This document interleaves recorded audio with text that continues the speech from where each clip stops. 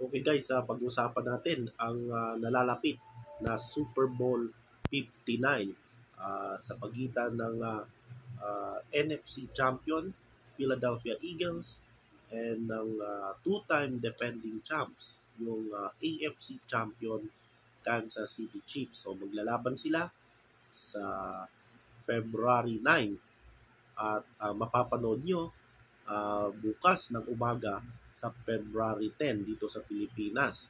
Itong laban ng Eagles versus Chiefs dyan sa New Orleans. So sino kaya ang mananalo dito sa Super Bowl 59? Tapos sa halftime show ay magpe-perform ito si Kendrick Lamar at si SZA. So yung Kansas City Chiefs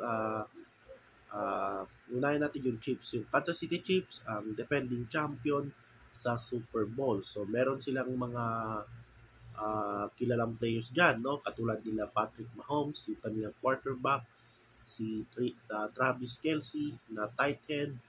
Yan yung boyfriend ni Taylor Swift.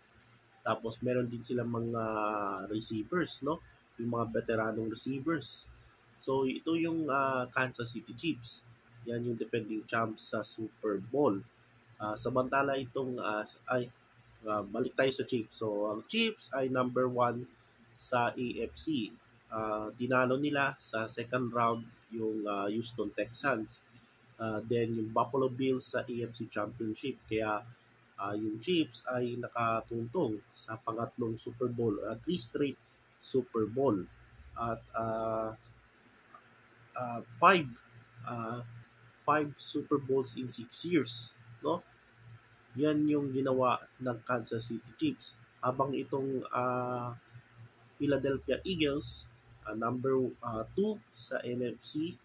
Tapos in the second round, tinalo nila ang, tinalo nila? Rams. O, tama ba? Rams, no? Tapos, tama ba? Okay, Rams nga. Tapos sa NFC Championship, doon tinalo nila ang Washington Commanders. Kaya umabot sila sa Super Bowl. So nagharap na itong dalawa 2 years ago, Super Bowl 57, kung saan nanalo itong Kansas City Chiefs.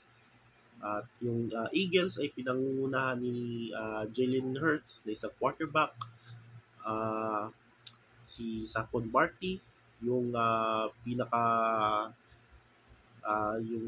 running back, kinuha nila nung free agency.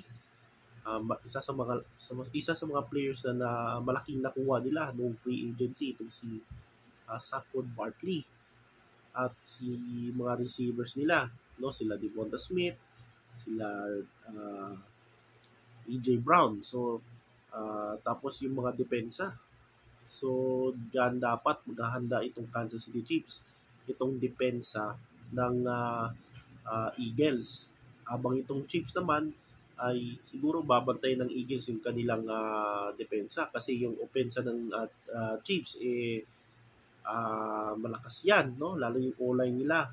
Kaya dikdikan yung laban dyan sa Super Bowl 59. So, sino kaya ang mananalo? Ako sa tingin ko, ako gusto ko deserve nila, no? Pareho deserve na manalo itong Super Bowl. Sa ngayon, ang mas paborito ngayon itong Chiefs kaysa Eagles. So kung magcha-champion dito yung Kansas City Chiefs, sila yung first team in Super Bowl history na makakuha ng 3 straight Super Bowl title. At overall, sa ngayon, meron ng 4 na championship itong Chiefs. So, makukuha nila yung pang-5, tied with, kung mananalo sila sa Lunes, sa umaga. Sa umaga kasi yung laban dito sa Pilipinas. Doon sa kanila sa linggo ng gabi. So, kung makukuha ng Chiefs yung Super Bowl title, ito na yung pang-5 nila na Super Bowl title. Katayin nila yung mga 49ers at Cowboys. At sila yung unang Super Bowl, unang team sa NFL na makakuha ng 3 straight Super Bowl title. So habang yung Eagles naman ay gustong makuha itong ikalawang Super Bowl title. At last nag-champion itong Eagles ay noong 2018 against na-upset nila yung Patriots headed by Tom Brady. Kaya this year, malakas itong Eagles. Sabi ko na, star-studded itong lineup nila, lalo na sa depensa. So, dapat pag-iingatan ng Chiefs ito, no? Pagbabantayan nila yung kanilang opensa. Dahil itong Eagles ay malakas to sa depensa.